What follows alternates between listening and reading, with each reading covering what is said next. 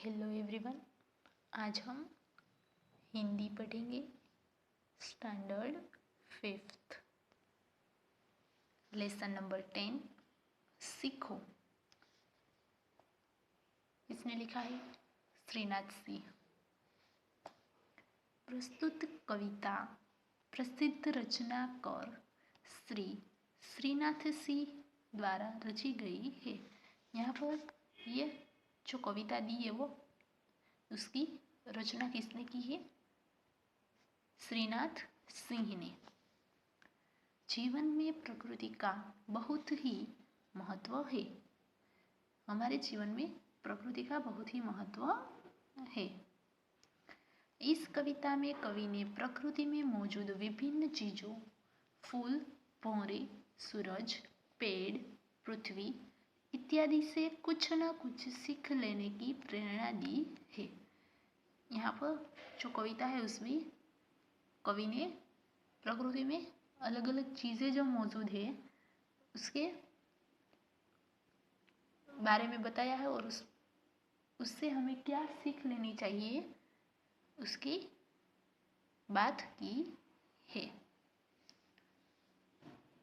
फूलों से नित हंसना सीखो, भौरों से नित गाना, तरों की झुकी डालियों से नित सीखो शीश झुकाना। क्या बोला है यहाँ पे?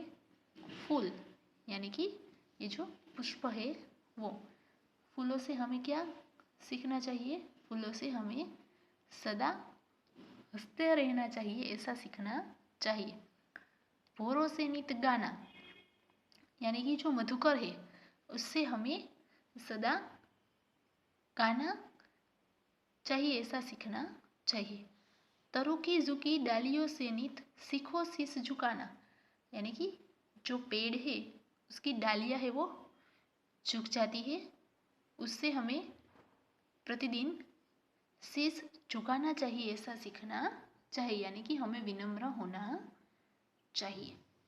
सीख हवा के झोंकों से लो कोमल भाव बहाना, दूध तथा पानी से सीखो मिलना और मिलाना। हवा के जो झोंके हैं उससे हमें क्या सीख लेनी चाहिए? हमेशा कोमल भाव बहाना यानी कि सुंदर विचार है वो सोचना, यानी कि सुंदर विचार के बारे में ही सोचना। और दूध और पानी है उससे क्या सीख लेनी चाहिए? मिलना और मिलाना, यानी कि दूध और पानी है एक दूसरे में मिल जाते हैं, वैसे ही हमें मिलजुल कर रहना चाहिए।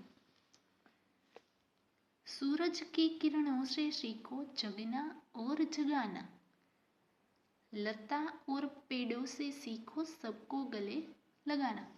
जो सूरज की किरणें होती है, देखो यहाँ पे दिखाई दिया है सूरज की किरणें है, उससे हमें क्या सीखना चाहिए? जगना और जगाना। यानी कि हमें कोई भी परिस्थिति का सामना करना है तो उसे हमें डरना चाहिए नहीं, वो सामना करना चाहिए। लता और पेड़ों से क्या सीखना है? लता और पेड़ों से हम क्या सीखेंगे? सबको गले लगाना यानी कि मिलजुल कर रहना।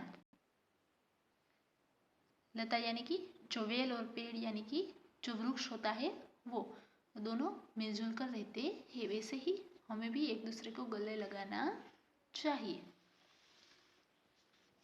नेक्स्ट, मछली से सीखो स्वदेश के लिए तड़प कर मरना, पतझड़ के पेड़ों से सीखो दुख में धीरज धरना।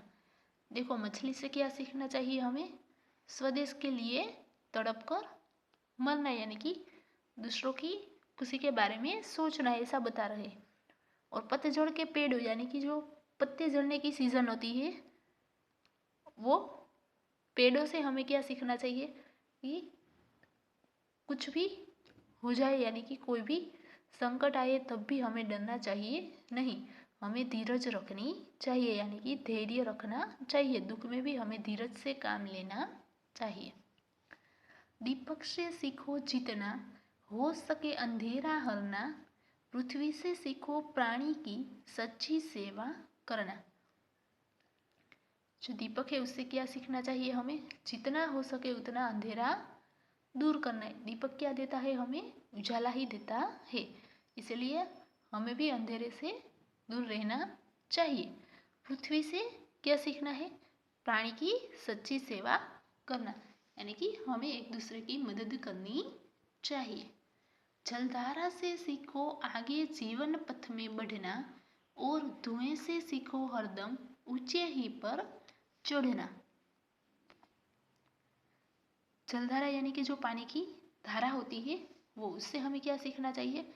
जीवन पथ में आगे ही बढ़ना। देखो जो जलधारा होती है वो आगे आगे बढ़ती ही जा रही दिखाई देती होती है, इसीलिए हमें भी जलधारा से जीवन पथ में आगे बढ़ना चाहिए, ऐसा सीखना चाहिए। और धुएं से क्या सीखना चाहिए? हरदम ऊंचे ही चढ़ना, यानी कि धुआं है वो देखना, कभी भी आप कहीं पर बाहर धुआं देखोगे तो वो आकाश में ऊपर ही चढ़ता हुआ दिखाई देता है। इसीलिए धुएं से हमें ऐसी सीख लेनी चाहिए कि हमें भी ऊंचाई पर चढ़ने की कोशिश करनी चाहिए। नेक्स्ट, शब्दार्थ। फूल, फूल मीन्स पुष्प। सूरज, सूरज मीन्स रवि या तो फिर भानु। नित, नित मीन्स सदा एंड प्रतिदिन। लता, लता मीन्स वेल। भौरा, भौरा मीन्स मधुकर या तो फिर भंवरा। पतझड़ यानी कि पत्ते झड़ने की ऋतु, या तो फिर उसे क्या बोलेंगे? पानखर गुजराती में बोलेंगे। तरु, तरु मीन्स पेड़ एंड वृक्ष। धीरज, धीरज मीन्स धैर्य एंड स्थिरता।